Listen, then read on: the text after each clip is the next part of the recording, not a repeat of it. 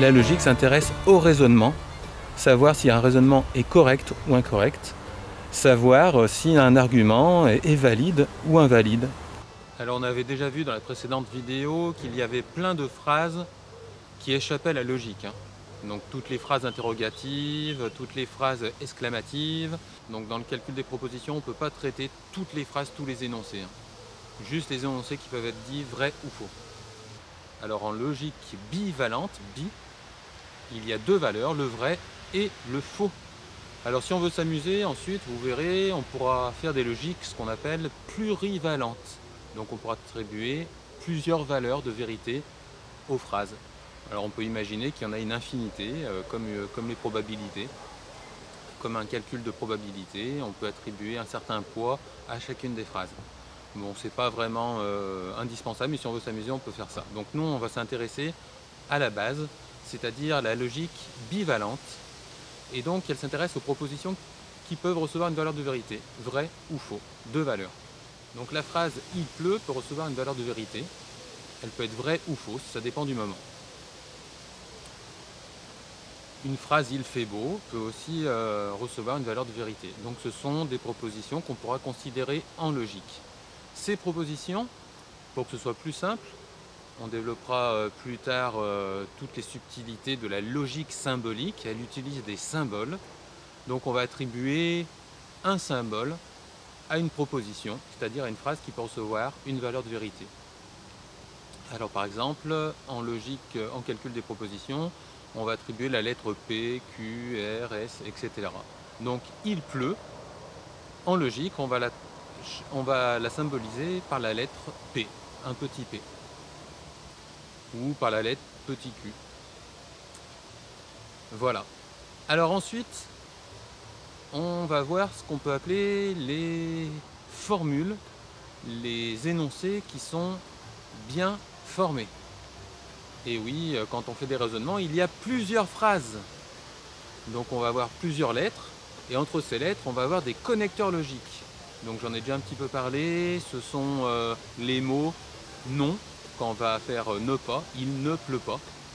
Donc là, on va symboliser, on va avoir le P plus un petit signe devant pour dire non P. La phrase P est niée. Il y a le connecteur logique et. Il pleut et je suis mouillé. Donc on va faire par exemple la lettre P pour il pleut. Ensuite, il y aura un signe pour le et un autre signe pour je suis mouillé. Un autre signe, un autre symbole pour la phrase je suis mouillé. Donc ça va être P.Q par exemple. On verra ensuite qu'on peut attribuer des valeurs de vérité à ces énoncés groupés. On appelle ces énoncés groupés des propositions moléculaires. Il y en a plusieurs. Quand il y a une seule proposition simple, on appelle ça une proposition atomique. Et donc, à partir de ça, on va pouvoir construire ce qu'on appelle des tables de vérité. Alors chaque phrase, quand on est en logique bivalente, peut recevoir deux valeurs de vérité. Il pleut peut être vrai. Donc on pourra mettre dessous, on va mettre la lettre P. Dessous on va mettre V, vrai ou faux. Pour encore plus de simplicité, au lieu de mettre vrai ou faux, on peut mettre le vrai, on peut mettre un 1 et le faux un 0. Alors maintenant, on va présenter, je vais vous présenter les différentes tables de vérité à partir d'une seule phrase, d'une seule proposition. Et après, on prendra plusieurs propositions et on verra les tables de vérité qui correspondent. Et on verra les tables de vérité qui correspondent à chacun des connecteurs logiques. Alors les connecteurs, on a déjà parlé du et. Il y a le ou. En fait, il y en a deux. Il y a le ou inclusif. C'est ou l'un, ou l'autre, ou les deux. Et il y a le ou exclusif. C'est soit l'un, soit l'autre, mais pas les deux à la fois. Et puis il y a le connecteur indispensable. C'est un petit peu la base de tout raisonnement. C'est l'implication. Alors c'est le si,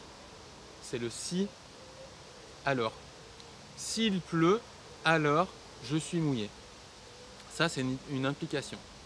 Et donc on verra quelle est la fonction de vérité de l'implication, quelle est la fonction de vérité de la conjonction, le et, quelle est la fonction de vérité de la disjonction, le ou l'un ou l'autre.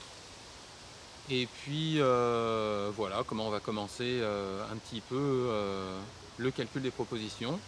Dans la prochaine vidéo, je vous montrerai tous les types de symboles dans la logique symbolique pour bien voir ce qui appartient à la logique et ce qui n'appartient pas à la logique quand on s'exprime, quand on présente ces calculs.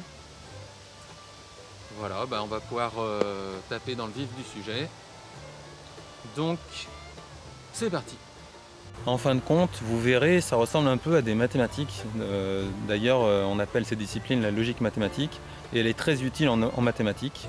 Donc les mathématiciens, depuis des siècles, utilisent des raisonnements, mais ils n'avaient pas établi toute la validité des raisonnements et surtout, ils n'avaient pas de règles de déduction. Donc là, on va voir qu'en un siècle, on a fait des progrès incroyables